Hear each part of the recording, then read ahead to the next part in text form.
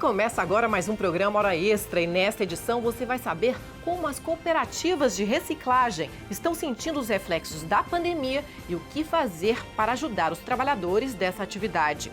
A preocupação com dívidas pode afetar a produtividade do trabalhador? E no bloco de entrevistas, o presidente do TRT de Goiás, desembargador Paulo Pimenta, fala sobre os 30 anos da Justiça do Trabalho no Estado e as perspectivas para o futuro. Hora Extra está no ar.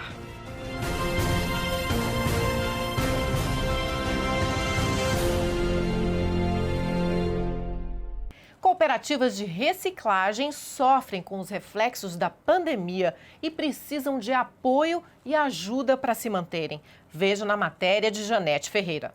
Esta cooperativa, no Jardim Novo Mundo, em Goiânia, recebe uma média de 40 toneladas de resíduos por mês. Aqui, todo o lixo é separado. É chegado o caminhão da coleta seletiva, é descarregado nessas duas plataformas que tem aqui. É feita uma separação por tipo, densidade, cor, qualidade. Depois é armazenado até gerar uma quantidade, prensado e mandado para as empresas, onde eles vão fazer o reaproveitamento. 20 cooperados trabalhavam em todo este processo de coleta, triagem, prensa e entrega para as empresas recicladoras. Mas a pandemia do coronavírus provocou alterações, entre elas a redução do número de pessoas trabalhando. Pedro de Souza foi um dos que ficaram. Mora sozinho e a atividade na cooperativa é a única renda. Mas mesmo tomando os cuidados, integrou a estatística do número de contaminados pelo novo coronavírus.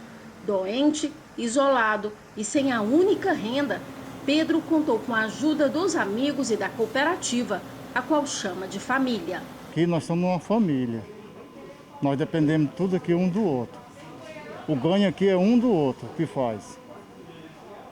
Se não for todos aqui, não tem um ganho.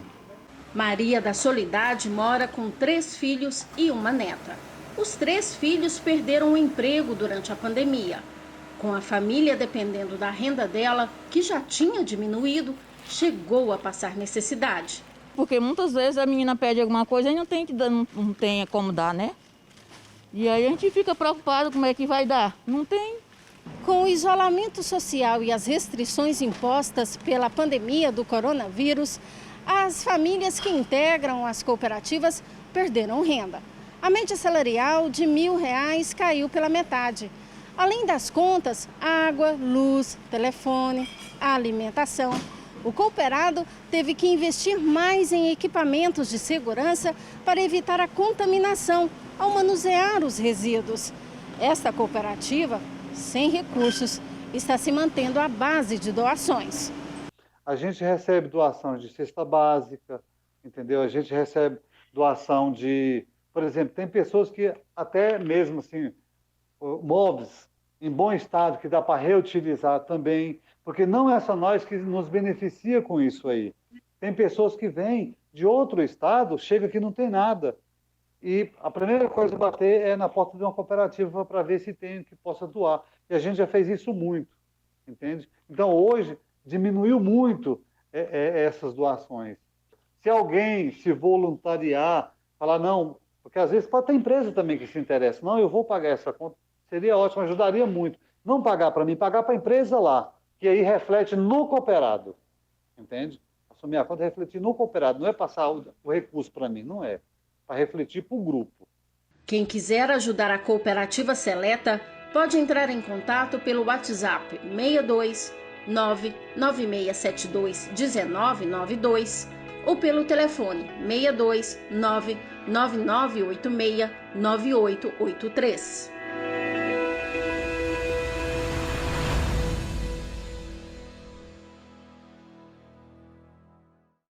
A preocupação com dívidas em atraso provoca impactos em casa e no trabalho. Isso pode levar o empregado a produzir menos? Atrapalha o seu desempenho profissional? Veja na matéria a seguir. Contas, contas e mais contas. Elas não paravam de chegar para esta empresária e psicóloga. Ficou até difícil somar tudo.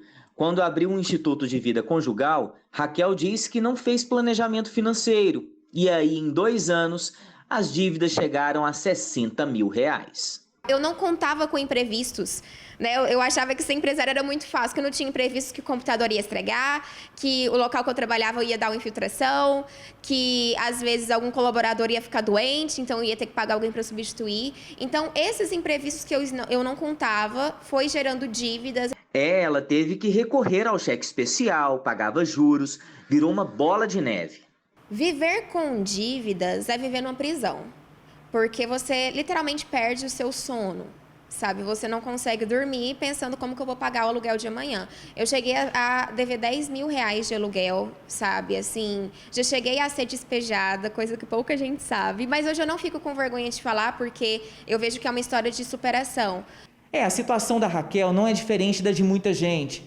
Dívida é um problema que tem tirado o sono de muitos brasileiros. Só para se ter uma ideia, no último mês de agosto, o endividamento e o índice de inadimplência das famílias atingiram o maior patamar dos últimos 10 anos. O número de famílias endividadas chegou a 67,5%. E claro, falta de dinheiro no bolso acaba refletindo no desempenho profissional.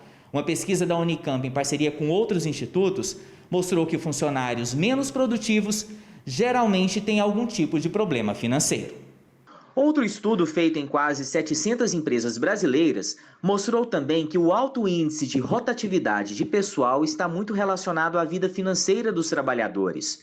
Muitos saem do emprego para receber as verbas rescisórias ou ganhar um pouco mais para tentar se livrar das dívidas. O que muita gente não entende é que a grande questão não é quanto se ganha, mas como se gasta. Eu já tive uma pessoa que ganhava 40 mil reais por mês, concursado, e que tinha uma dívida, um patrimônio líquido negativo de mais de 1 milhão. Ou seja, se vender tudo que tem e pagar tudo que deve, ainda falta 1 milhão de reais para pagar. Na mesma época, eu atendi uma pessoa que ganhava 4 mil reais por mês, tinha 2 carros, tinha um apartamento e mais 42 mil no banco. Ou seja, ela tinha um patrimônio positivo de mais ou menos 450 mil, ganhando 10 vezes menos do que aquela pessoa que ganhava 40 mil. Ainda segundo o economista, um bom investimento para as empresas é fornecer treinamento financeiro para os colaboradores. Aumenta a produtividade e evita pedidos de demissão. Para quem está precisando organizar o orçamento, ele também dá algumas dicas. É parar com a ideia de que você precisa fazer sobrar dinheiro. O grande segredo é você trabalhar a questão do investimento, do poupar, como o primeiro pagamento de todos os meses. Se você recebe no dia 5, no dia 6, já faça os seus investimentos. Quando eu falo investimento, às vezes é coisa muito simples, às vezes é só poupar, né? Já faça ali os seus investimentos e depois gaste todo o restante, pague as suas contas, mas trate o investimento como um pagamento e não como o dinheiro que sobra. E tem outro detalhe. Não precisa cortar totalmente os gastos com prazeres pessoais para equilibrar as finanças. E isso é um grande erro, porque quando você tem qualquer tipo de frustração no trabalho, em casa, você volta automaticamente aos velhos hábitos. Todo mundo precisa de doses de prazer. Então a dica para aquela pessoa que precisa organizar o orçamento é, antes de mais nada, enxugar um pouco de todos os itens. Um casal que tem 2 filhos tem aproximadamente 40 itens no seu orçamento. São, na prática, gira em torno de 40. Se você enxuga 30 reais de 40 itens, você enxuga R$ 1.200 em um mês. Depois de fazer um curso de consultoria financeira, a Raquel finalmente conseguiu pagar as contas, saiu do vermelho, está muito feliz e mesmo com a pandemia, deu a volta por cima. Minha empresa não entrou em crise na quarentena. Por mais que minha renda diminuiu, porque eu trabalhava com eventos, né, presenciais, palestras para casais, mas nós conseguimos, no meio da quarentena, ressignificar tudo, passar para um trabalho online e, mais do que isso, saber viver com o que eu tinha ali na quarentena. No próximo bloco, o presidente do TRT de Goiás, desembargador Paulo Pimenta, fala sobre os 30 anos da Justiça do Trabalho no Estado e os desafios para o futuro. Aguardamos você!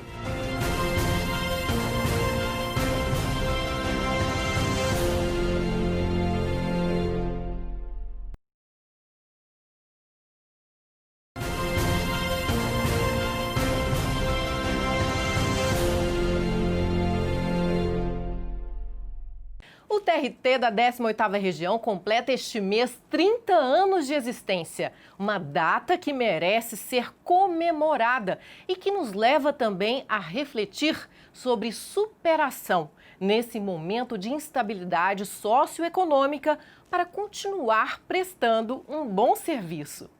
E para falar sobre a resiliência do TRT de Goiás nessa caminhada de 30 anos e as novas perspectivas para o futuro, nós convidamos hoje o presidente do TRT de Goiás, desembargador Paulo Pimenta. Seja bem-vindo novamente à Hora Extra, doutor Paulo. Muito obrigado, Fabiola. Um prazer estar aqui. Prazer é nosso. Doutor Paulo, 2020 pode ser considerado um dos anos mais difíceis e desafiadores para a Justiça do Trabalho goiana? A Justiça do Trabalho tem sistematicamente anos difíceis, né? Pelo papel que desempenha na sociedade, né? Pelo foco que tem na implantação de um direito social, num momento em que muitas vezes a gente ouve muito se falar sobre uma precarização do trabalho, mas 2020, sem dúvida alguma, foi um ano totalmente atípico, não só para a Justiça do Trabalho, mas para todo mundo, né? Nós vivenciamos essa dificuldade que não é uma prerrogativa, que não é uma peculiaridade da Justiça do Trabalho. Então eu acredito que 2020 ficará na história para todos nós, né, como o ano mais difícil do último século, sem dúvida alguma, pelas repercussões todas causadas pela pandemia e a necessidade de seu enfrentamento. Doutor Paulo, os 30 anos se consolidam numa história de sucesso da 18ª Região. Como foi o processo de ampliação das varas do trabalho no interior e na capital?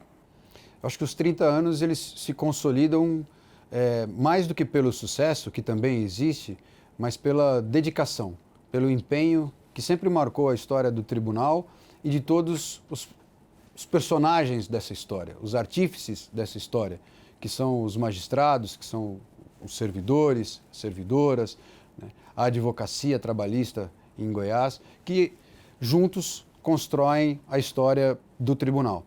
O tribunal, como toda árvore frondosa e forte, nasceu muito pequeno, como uma semente lá em 1990 e teve uma expansão gradual, lenta, num ritmo que nós gostaríamos que tivesse sido até mais acelerado, mas que foi um ritmo prudente e seguro.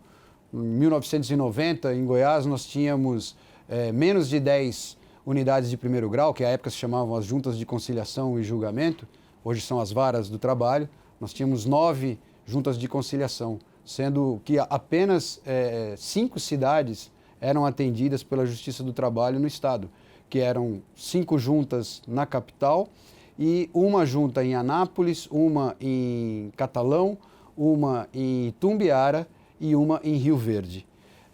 De lá para cá, aos poucos, nós conseguimos alcançar o estado todo com a jurisdição especializada e hoje nós temos 51 unidades espalhadas pelo interior, atendendo a todos os trabalhadores, a todos os empreendedores no estado de Goiás. Temos 48 varas e 3 postos avançados.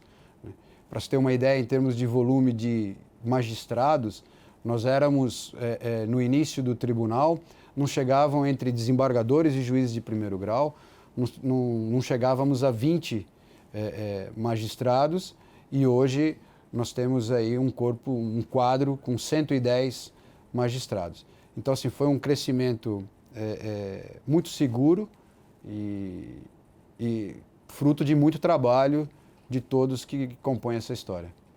Como é que é o sentimento do senhor ter contribuído para construir essa história de sucesso da 18ª Região? É algo muito emocionante, né?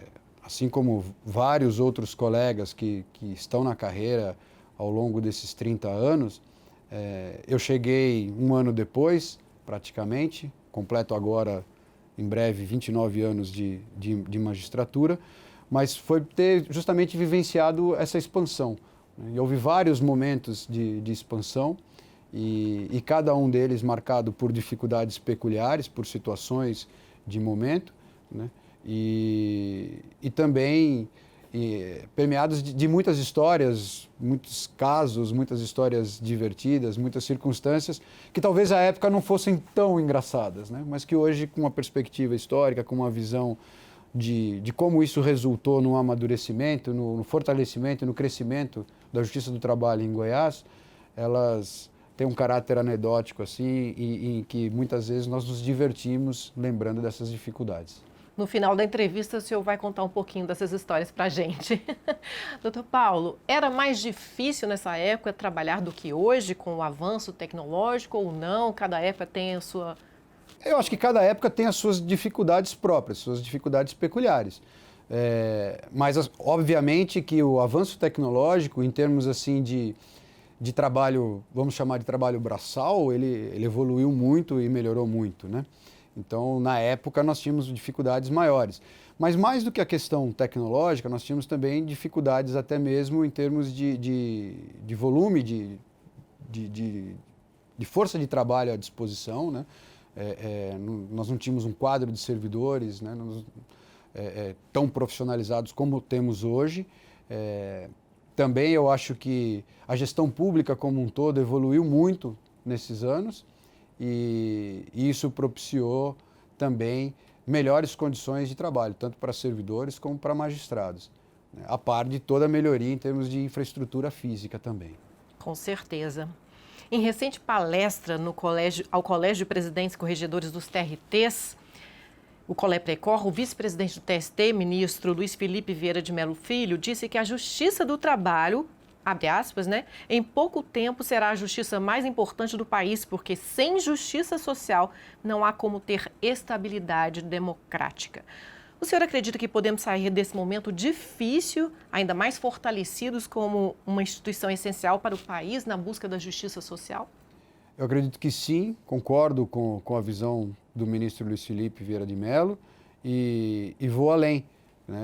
A história da Justiça do Trabalho mostra isso, são movimentos pendulares. Em vários momentos em que a Justiça do Trabalho esteve seriamente ameaçada ou enfrentou grandes dificuldades, ela acabou saindo fortalecida, com uma ampliação de competência, por exemplo, e com um maior reconhecimento social. Então, eu acredito que nós vivemos esses movimentos pendulares e por mais que atravessemos agora uma fase difícil, agravada pela situação econômica da pandemia, inclusive, eu acredito que no processo de retomada ficará mais evidente ainda a importância da atuação da Justiça do Trabalho na composição e na superação dessas dificuldades. Isso beneficiando tanto os trabalhadores como os empreendedores, como os empregadores, né? Estabelecendo ali condições seguras, não só no trato entre diretamente os trabalhadores e seus empregadores, como também entre o empresariado, condições de uma concorrência leal e justa. Com certeza. Ok, doutor Paulo, nós vamos agora para um rápido intervalo. Hoje estamos conversando com o presidente do TRT de Goiás, desembargador Paulo Pimenta, sobre os 30 anos da Justiça do Trabalho no Estado e as perspectivas para o futuro. Não saia daí, voltamos já.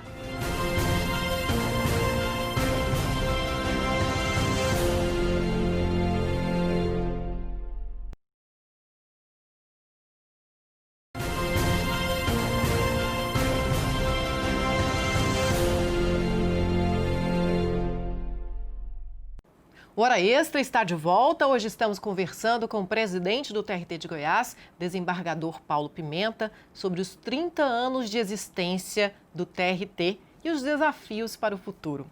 Doutor Paulo, o senhor disse, entre tantos discursos que proferiu como presidente do TRT e do Coleprecor, que julgar é decidir o rumo de muitas vidas, causa sofrimento porque sempre vai pairar uma dúvida. Enfim, é um ato por vezes solitário. E agora que o senhor está tendo a oportunidade de administrar o tribunal e à frente do Coleprecor, é mais fácil ou mais difícil que a vida de julgador? Acho que são dificuldades diferentes, agravadas um pouco porque, no geral, nós magistrados, nós não somos preparados para o exercício das atividades administrativas. A formação nossa é mais focada efetivamente na atuação judicial. E, então isso demanda uma preparação pessoal à medida em que nós vamos nos aproximando desses encargos que são temporários. Eu estou praticamente terminando já a minha gestão à frente do TRT de Goiás. Então nós temos que nos preparar para esses novos desafios que demandam conhecimento de áreas diferentes das usuais. E acabam também tendo momentos de decisões, né, assim como ocorre no aspecto judicial, decisões que vão impactar a vida de muitas pessoas. Certinho. Doutor Paulo, o tribunal está preparado para a imensa demanda de processos que vem aí após o retorno das atividades presenciais? Nós esperamos que sim. Estamos nos preparando cada vez mais para isso. Estamos envidando todos os esforços, inclusive, para que esse represamento seja o menor possível, né? E para isso nós temos aí um comprometimento de magistrados e servidores empenhados em realizar o que eu tenho sempre dito, quase que como um mantra ao longo dessa pandemia, que é buscar prestar o máximo de jurisdição possível com o mínimo de risco necessário, né? O mínimo de exposição a risco necessário.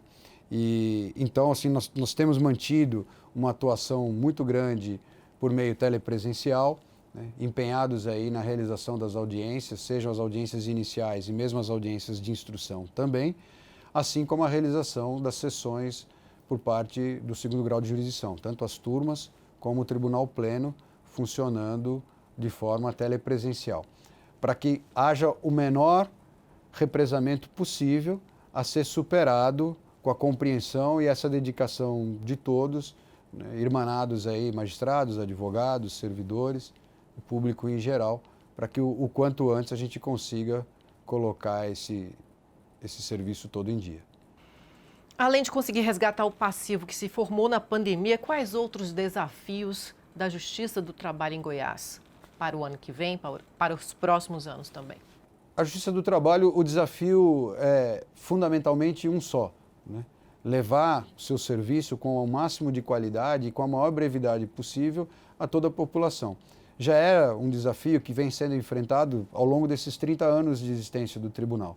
A pandemia exigiu mais nesse período, exigiu muita inovação, uma reinvenção de todos nós, com uma generalização do teletrabalho, né?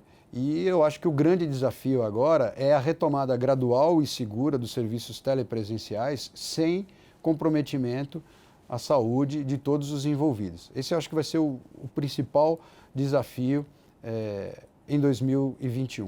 Né? Paralelamente a isso, né, esse fortalecimento institucional, que passa justamente pela continuidade dessa prestação de serviços de qualidade que nós temos, que é reconhecida pelas entidades sindicais, que é reconhecida pela advocacia, né, e que nós temos aí grandes parceiros, como o Ministério Público do Trabalho juntos também, para que nós possamos levar esse serviço público de qualidade num contexto adverso como o que nós estamos vivendo. Doutor Paulo, para terminar, o senhor tem algum fato inusitado que pode contar para a gente sobre a história desses 30 anos do TRT de Goiás? Eu me lembro de uma situação que é uma situação bem pessoal e muito engraçada, que quando eu fui o primeiro juiz do trabalho na cidade de Uruaçu, quando a Junta de Conciliação e Julgamento foi instalada em Uruaçu, e à época meu pai, que era uma pessoa muito simples e já era aposentado, né, e tinha uma formação, uma educação curricular assim bem simples, né? Meu pai não tinha o ensino médio completo, né? E então, mas que era um admirador profundo da magistratura, gostava muito, né? Meu pai aproveitava algumas ocasiões e me acompanhava nessas viagens para Uruaçu. Meu pai já era uma pessoa mais velha, né? Eu sou filho temporão, e eu era muito jovem na época. E aí eu, por uma deferência com meu pai, durante as audiências, eu colocava uma cadeira ao lado da minha, na mesa que presidia as audiências, e ele ficava ao meu lado acompanhando as audiências, né?